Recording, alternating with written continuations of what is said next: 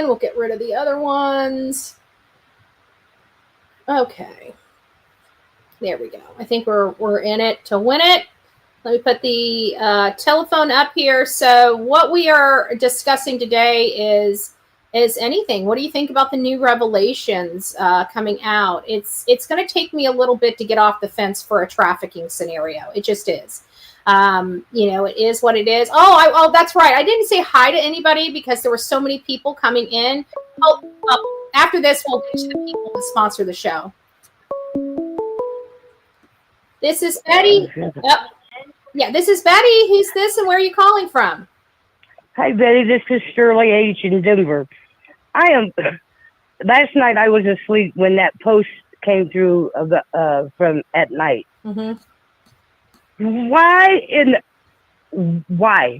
I don't understand the reasoning of going to Nick's parole office, making fake IDs, trying to get into...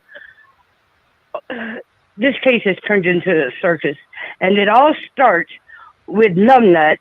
Yes, I started the numbnuts thing, and his goons. And it needs to stop. We need to bring this child home. Yes. This is what you and have. This is ridiculous. Criminals. These people, I mean, I've been arrested. I'm not a criminal. More after the woman accused of harassing Sebastian Rogers' family was arrested. The missing teen's mother earned an order of protection after claiming she was being stalked and falsely accused by a YouTuber. Andrea Griffin, also known as Bullhorn Betty, was booked into Sumner County Jail. Clarksville police say they initially arrested her for an out-of-county warrant for contempt. The Florida woman was charged with violating that same protection order. 15-year-old Sebastian Rogers disappeared in February from his family's home in Hendersonville. It will soon be 6 months since he went missing. People are criminals. People do dirty stuff every day. They don't have any value of the law. They don't care about boundaries. They don't care. They are a cancel culture. If you don't like the way they do it, they want to take you down. They want to ruin your life. They want to they want to know that they have control over making you go without food. It is a control, power, and greed thing. If it was a man doing this to a woman, we would have nothing to do with these channels. You're right. And I have been watching Nick since the escapee up in Pennsylvania, when they were looking for him. And I'll tell you, I have never in my life seen Nick do anything wrong. Watching him, he was on target. He was right there when they got that guy. And it's like, leave this man alone. He is trying to find this child for this father, and you people out here in Coopland is out here trying to manipulate and throw this man in prison for for them to get, I can't think of the word, to think they're really doing something. What is the word I'm looking for here? I don't know. They feel like they have reason for this. They're villains. Like they're in charge. Like they're doing, and that I don't even want to call him a PI. No. He should have his license revoked. He should never be able to retain them again, because he has went out here and he has. Well, he's only got so much more. He's only got so much more time he can do this. I mean, dirty stuff every day. They don't have any value of the law. They don't care about boundaries. They don't care. They are a cancel culture. If you don't like the way they do it, they want to take you down. They want to ruin your life. They want to they want to know that they have control over making you go without food. It is a control, power, and greed thing. There's been 4 years of behavior analysis on him that have been collected just from his Twitter account alone. I mean, his behaviors are atrocious. Those are going to catch up with him, and people are going to start collecting information and sending it off because it's unprofessional. It's unethical. You can't harass people like that. You can't talk to people like that. And for him to be a professional, quote unquote, he sure acts like that ass you showed on there just a few minutes ago, because I'm like, wow, there's numbnuts and his cronies. They all need to go and look at that ass and see what they look like. I used to play that every single day on my show. I just want to let you know. And my heart hurts for Seth. There is not many fathers in this world that would do what Seth is doing. Yeah, I agree. And for this man to be put through hell from these haters is unreal. Yeah. I just think it's really unreal because they're attacking two of the nicest people that I know. First of all, Nick is young.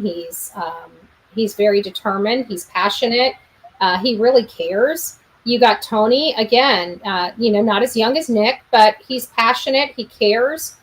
These are people that are two of the nicest people that I know. And they don't deserve this stress or this abuse. And I'm going to start calling it, because this is abuse. They're abusing a man. They're abusing men, and we need to. I mean, they're trying to make them lose their livelihood. We're not talking about stealing a marker or stabbing a tire of their car. We're talking about them losing their livelihood. These people, their jobs, their freedom, their homes, their families, all behind. I'm sorry, I'm going to say this, Betty. Clue McNasty and her goonies. Them 4 women that were on that panel with Truth are all in cahoots with this. They're all being paid by Numbnuts and his family, and it's disgusting. Yeah. Well, it is really disgusting. Like this. The mom and stepdad at this point have really nothing left to lose, now do they? It is really disgusting. And it's sad that this man that is out here searching and begging for help to find his only child, that these goons can go out here and just bash him any way they can. And it's sad. Yeah. I wish my child's dad was still alive to help me, but I'm not.